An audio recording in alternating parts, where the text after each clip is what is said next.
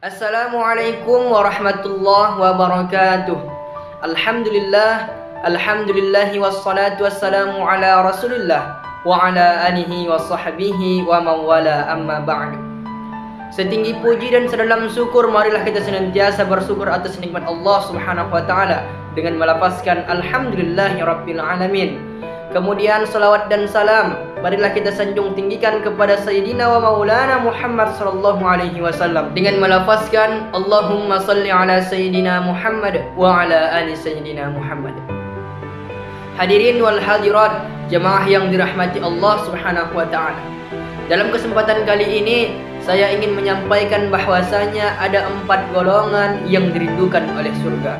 Rasulullah sallallahu alaihi wasallam bersabda dari Ibnu Abbas radhiyallahu anhu yang diriwayatkan oleh Imam At-Tirmidzi dan Imam Abu Daud bahwasanya Rasulullah sallallahu alaihi wasallam mengatakan al-jannatu mushtaqatun ila arba'atin nafarin talil Quran wa hafizil lisan wa mut'amil ji'an wa shaumi Ramadan. Surga itu merindukan ada 4 golongan. Yang pertama kata Rasulullah talil Quran, yaitu orang yang senantiasa membaca Al-Quran. Artinya orang yang senantiasa membaca Al-Quran, hatinya terpaut dengan Al-Quran, inilah merupakan orang-orang yang senantiasa dirindukan oleh surga. Bahkan Rasulullah SAW pun menyatakan, "Man qara'a biharfan min kitabillah falahu bihi hasanah wal hasanatu bi asyri amsalihha." Barang siapa yang membaca 1 huruf dari Al-Quran, maka yang 1 huruf tadi akan dilipat gandakan oleh Allah Subhanahu wa taala menjadi 10 kebaikan. Artinya apa? Ketika kita baca Al-Quran 1 huruf saja, maka Allah akan bagi kepada kita 10 kebaikan. Apalagi kita baca 1 ayat, 1 surah, 1 juz, apalagi sampai kita khatam Al-Quran. Inilah sebabnya makanya surga merindukan orang yang demikian. Pahalanya sangat banyak diberikan oleh Allah Subhanahu wa taala kepada orang-orang yang senantiasa membaca Al-Quran, kepada orang-orang yang senantiasa hatinya terpaut dengan Al-Quran.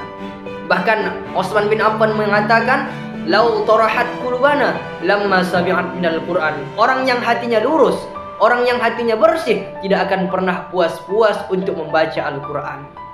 Kemudian amalan yang kedua yang dapat dirindukan oleh surga yaitu wahafizil lisan, yaitu orang yang senantiasa menjaga omongannya, menjaga perkataannya dan menjaga lisannya. Inilah merupakan orang-orang yang senantiasa dirindukan oleh surga. Makanya ada pepatah Arab mengatakan salamatul insan wa hifzul lisan. Keselamatan manusia tergantung pada lidahnya. Ketika kita menjaga lidah kita, ketika kita menjaga omongan kita, maka insyaallah kita merupakan orang-orang yang senantiasa dimuliakan oleh Allah Subhanahu wa taala.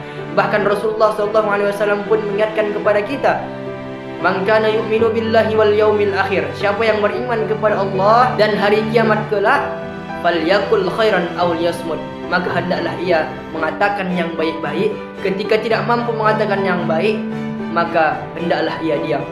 Artinya senantiasalah kita menjaga omongan kita, menjaga lisan kita. Karena dengan menjaga lisan kita, maka insyaallah akan dijauhkan Allah bala-bala dari hidup kita. Bahkan ada lagi pepatah mengatakan, mulutmu adalah harimaumu. Jadi ketika kita tidak pandai menjaga lisan kita, menjaga lidah kita, maka yakin dan percayalah kita akan termasuk orang-orang yang dimurkai oleh Allah Subhanahu wa taala. Kemudian amalan yang ketiga yang dapat dirindukan oleh surga yaitu wa mut'amil ji'an, yaitu orang yang senantiasa mau memberi makanan. Artinya dalam kata lain senantiasa dermawan, senantiasa mau tolong-menolong dalam kehidupan sehari-harinya, senantiasa bagi membagi, apalagi kepada fakir-fakir miskin, kaum-kaum du'afa. Inilah merupakan orang-orang yang senantiasa yang dimuliakan oleh Allah Subhanahu wa taala. Bahkan orang yang rajin bersedekah, orang yang senantiasa hatinya terpaut dengan rajin bersedekah, inilah merupakan orang-orang yang senantiasa dijauhkan bala-bala dari Allah Subhanahu wa taala. Bahkan sedekah ini bisa menutupi dari api neraka. Bahkan sedekah ini bisa menyelamatkan kita baik di dunia maupun di akhirat kelak. Kemudian amalan yang keempat yang dapat dirindukan oleh surga yaitu wa shaumi Ramadan, yaitu orang yang senantiasa berpuasa pada bulan Ramadan. Artinya dalam kata lain, hati dan niatnya tulus karena Allah Subhanahu wa taala berpuasa. Bahkan Rasulullah sallallahu alaihi wasallam pun menyatakan, pada bulan Ramadan itulah padilah-padilah sangat banyak. Bahkan pada bulan Ramadan tersebut amal kita dilipat gandakan oleh Allah Subhanahu wa taala. Bahkan pada bulan Ramadan tersebut banyak sekali amal-amal kebaikan yang kita lakukan, mulai dari tadarus, salat tarawih dan lain sebagainya.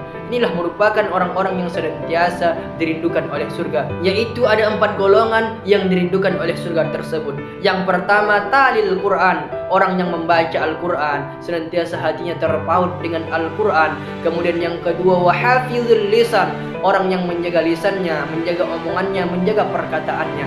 Kemudian yang ketiga, wa mut'amil ji'an, orang yang senantiasa mau memberi makanan, artinya orang yang senantiasa dermawan. Kemudian yang keempat, wa shaumi Ramadan, yaitu berpuasa pada bulan Ramadan. Dengan catatan ia senantiasa hati dan niatnya karena Allah Subhanahu wa taala. Demikian yang dapat Al-Fakir sampaikan. Semoga dapatlah bermanfaat bagi kehidupan kita, khususnya bagi diri pribadi yang menyampaikan. Amin amin ya rabbal alamin. Apabila ada yang salah, itu datangnya dari saya, dan yang benar datangnya dari Allah Subhanahu wa taala. Terima kasih atas segala perhatian. Mohon maaf atas segala kekurangan. Wassalamualaikum warahmatullahi wabarakatuh. Jangan lupa subscribe, like, share, and comment agar video-video berikutnya dapat bermanfaat bagi kehidupan kita. Demikianlah, apabila ada yang salah mohon sekalian dimaafkan. Wabillahi taufiq wal hidayah. Wassalamualaikum warahmatullahi wabarakatuh.